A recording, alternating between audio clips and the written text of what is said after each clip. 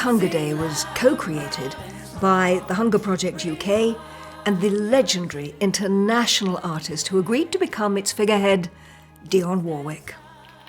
Announced in London in September 2010, World Hunger Day, the 28th of May every year, raises awareness of the Hunger Project and celebrates the achievements of those living in hunger and poverty who are creating sustainable futures for themselves and for the communities in which they live. The challenge is enormous. Almost 1 billion people around the world live with chronic, persistent hunger, which claims the lives of many thousands of people every day, and 2 million children every year. But progress is being made, and a key force in this is the Hunger Project. World Hunger Day is now celebrated around the world. It's intended to encourage more and stronger partnerships between all those who seek to end hunger and poverty, including businesses, non-governmental organisations, governments, and most importantly, people like you and me, and those who are themselves living in extreme hunger and poverty. The Hunger Project's work is not about giving a handout. It's about empowering people, giving them the necessary skills, knowledge and confidence to create a sustainable future for themselves, and in particular, to do so for the women of rural communities in developing countries. For it's the women who play the key role in the progress of those communities, and often it's their voice that's not heard, and their opinion that isn't considered. For 50 years, Dionne Warwick has been a passionate campaigner for the ending of hunger, including undertaking the role of a goodwill ambassador for the United Nations Food and Agriculture Organization. She not only brought that commitment to our project, but also her willingness to launch World Hunger Day with a spectacular gala concert in January 2011. Tell me, do you know the way to San Jose? Support for the project by major stars, which has been a feature that continues to this day, undoubtedly increased the impact of the concert and helped to engage the public. World Hunger Day initiatives were created and multiplied as knowledge of and support for the Hunger Project grew, from cycling and walking to baking and coffee mornings. It's the combination of supporters doing what they enjoy and, crucially, at the same time, raising funds for the Hunger Project that's so important. Although we've already achieved significant positive change in Africa, South Asia and Latin America, the areas in which the Hunger Project works, there's still so much to do, and funding is the lifeblood of this work. Such was the success of our first World Hunger Day Gala that we simply had to go bigger and even better, and that led us to the Royal Albert Hall. Once again, major performers stepped up to support the Hunger Project and entertain more than 5,000 people who celebrated World Hunger Day that evening. A centrepiece of this gala was the premiere of the Hunger Project's own anthem, composed by the legendary songwriter Tony Hatch, the music consultant to both World Hunger Day galas, with lyrics by the producer of the galas, Rod Natkill, and the Hunger Project's UK country director, Tim Holder. An already powerful moment in the show was made even more striking by the participation of a choir of more than 200 children from Woodbridge School in Suffolk. As before, this gala prompted even more members of the public to support the Hunger Project, as people, for example, set off to cross the Pennines or ride through the night. What underpins all our projects is the ethos of partnership, and especially the partnership between the rural communities themselves and the Hunger Project and its supporters, individuals and companies here in the UK and around the world.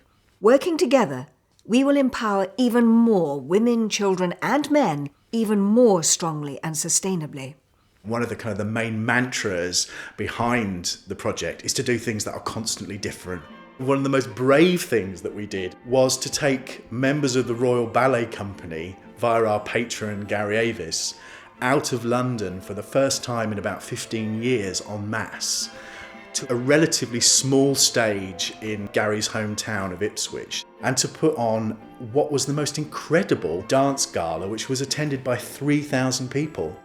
We could create an opportunity that would never have happened had you not had the community wanting to get involved, the unique situation of bringing the Royal Ballet into a situation they would never have normally performed within, and the issue of hunger and poverty. And when you put those three things together, you create something really unique, exciting and special. Gary Avis and friends became another source of increased public support. Just one example was a group of students from Woodbridge School in Suffolk who, inspired by the Royal Ballet's gala, staged an amazing fashion show with the sole aim of raising awareness of and funds for the Hunger Project. You forget that every day there are these people who have this relentless suffering. When you look around how much stuff we have, it's just ridiculous. I mean, something like a fashion show, although it's fun, it's so materialistic, isn't it? We're promoting the selling of clothes and these people barely even have clothes to go on their back, so I just want to do all I can to help. Our sellout success of the Royal Albert Hall concert inspired us to spread our message even further, and a seed had been sown in that premiere of our own anthem. And so, in the past year, Tim Holder has expanded his team to include record producer Toby Allington and musical director Steve Sidwell. And we've recorded the song with the highest possible production values. The single is a duet between Dion and Joe McElderry, who first joined the Hunger Project's group of artist friends for the Royal Albert Hall. Supporting Joe and Dion on the single are, once again, South Bank Sinfonia and the London Community Gospel Choir, who've been on this journey with us right from the start, as well as the choirs of the Thomas Mills, Westbridge and Woodbridge schools in Suffolk.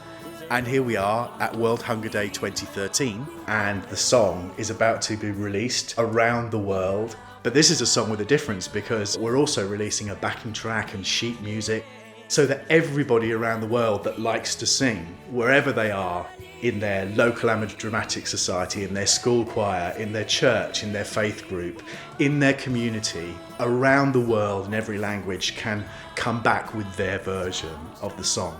It's like a global singing petition for the ending of hunger, and I am so thrilled. Always moving forward, the Hunger Project is piloting for national implementation a schools project with our anthem, One World, One Song at its heart. This will be the UK's first ever cross-curricular educational programme to be centred on a we sing, you sing approach. It'll educate and communicate why chronic, persistent hunger exists and how our young people themselves can take action within their communities to create solutions to end this terrible situation. Maintaining our mantra of bold ambition and surprise, World Hunger Day 2013 will be celebrated in the iconic Pizza Express Jazz Club in Soho, introducing a whole new set of artists as friends of the Hunger Project and engaging an entirely different audience community. There are, of course, a number of other opportunities to support the Hunger Project, support which is so vital to our work. Those opportunities include the Thames Path Challenge 2013 on the 14th and 15th of September. This is an epic endurance walk against the clock, following the unique Thames Path National Trail. But as every participant will be able to choose his or her individual distance and time, everyone will have fun whilst supporting our work. Information about this event and everything else you need to know about the Hunger Project is on our website, and the address will be at the end of this video. You'll also find details there telling you how to set up a regular donation, something that is absolutely crucial to the ongoing success of our work. And as we go beyond the journey of World Hunger Day 2013, the great thing about the song is that hopefully it will be sung all over the world, so that when we get to the Royal Albert Hall on May the 12th, 2014, we may be in a position where we can actually take the whole concert and broadcast it around the world. And that would be brilliant for the Hunger Project.